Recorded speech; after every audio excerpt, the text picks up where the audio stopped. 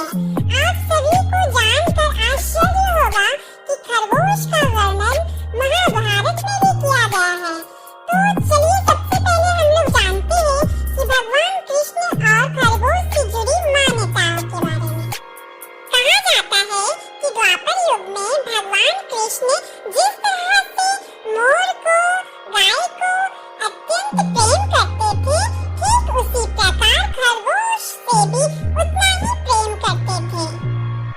अगर टीवी पर आपने कभी भी भगवान कृष्ण की धार्मिक सीरियल्स अगर देखे होंगे तो आपने एक चीज जरूर नोटिस किया होगा कि भगवान कृष्ण के चारों तरफ मोर, गाय तो रहती ही है, साथ में खरगोश भी आपने जरूर देखा होगा।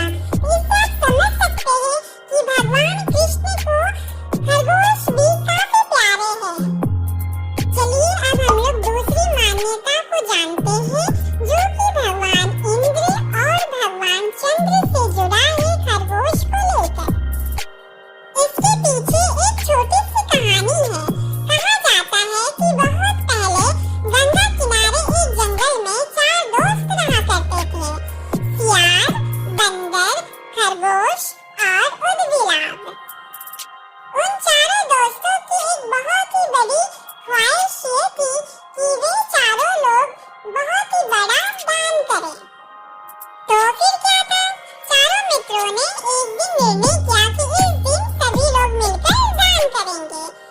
तो दान करने के लिए बंदर ने आम के कुछ गुच्छे उठाकर लाए आम के बगीचे से, और उदबिलाव ने गंगा नदी जाकर वहाँ 7 मछलियाँ पकड़ के लाया जो कि लाल रंग की थी, और सियार ने दही से भरी हांडी लाया और 7 मांस का टुकड़ा लाया, और बचा खरगोश।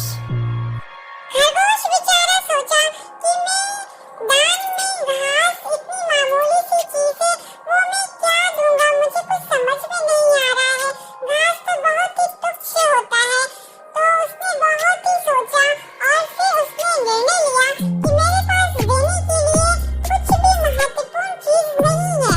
तो उसने सोचा कि मैं अपने आप को ही दान दे दूंगा। चारों दोस्त दान के लिए एकत्रित हो गए।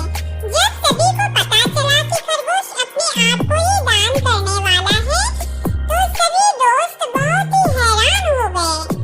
स्वर्गलोक में जब इंद्र देवता को ये बात पता चली खरगोश के बारे में तो वो तुरंत अवतरित हो गए धरती पर, और धरती पर अवतरित होने के बाद उन्होंने साधु का वेश बना लिया। फिर क्या था, इंद्र देवता साधु का वेश बनाकर चारों मित्रों के पास पहुंच गए दान लेने के लिए।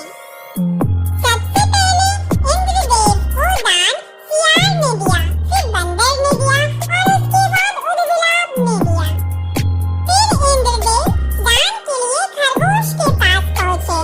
खरगोश ने बोला इंद्रदेव को, हे प्रभु, मेरे पास कुछ भी नहीं है आपको देने के लिए, इसलिए मैं अपने आप को ही दान करता हूँ। मैं अपने आप को ही समर्पित करता हूँ दान के स्वरूप में। हे प्रभु, इसे स्वीकार कीजिए। फिर क्या था, खरगोश की परीक्षा लेने के लिए देव इंद्र ने वहाँ पर एक आग जला दी और खरगोश से कहा कि आप इस आग में समा जाएं। खरगोश ने ना दाएं देखा ना बाएं देखा, वो तुरंत उस आग में कूद पड़ा। ये देखते ही देव इंद्र बहुत ही हैरान हो गए और उन्हें अंदर से बहुत ही खुशी हो रही थी कि वाकई खरगोश इतना सच्चा है, उसने वाकई अपने आप को दान दिया और आग जलते देख कर भी उसने अपने वादे से उसने अपना पैर पीछे नहीं किया, वो अपने वादे पर डटा रहा। ये देखकर इंद्र भगवान खरगोश से बहुत ही प्रसन्न हुए। फिर इंद्रदेव ने कहा खरगोश से कि खरगोश, ये आग एक मायावी है, मैं बस तुम्हारा परीक्षा ले रहा था जो कि तुम उसमें सफल रहे। इंद्रदेव अपने वास्तविक रूप में आ गए। खरगोश ने इंद्रदेव को प्रणाम किया और इंद्रदेव ने खरगोश को ये वरदान दिया